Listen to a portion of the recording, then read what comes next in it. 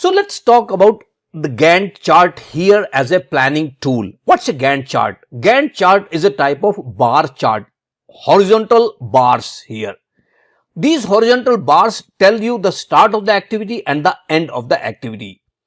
If you look at the right hand side of this slide, where I have a project planner, you see on the very left, you have activity number 1, 2, 3, 4, 5, 6. So there are multiple activities. In case of Six Sigma project, you might have, let's say, 5 activities here: the define phase, the measure phase, the analyze phase, improve phase, and the control phase as 5 individual activities.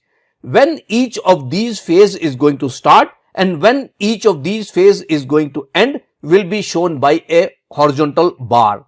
So the starting of the bar tells that when the particular activity will start, and the end of that bar tells that when the activity is going to finish. This particular snapshot which I have taken from Microsoft Excel. Microsoft Excel has a built-in Gantt chart template which you can use to plan your project. So that was about the Gantt chart.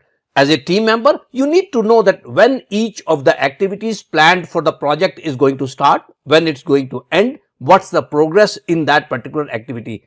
So with this, we have covered 2 basic concepts here related to planning. One is the WBS and the second is the Gantt chart.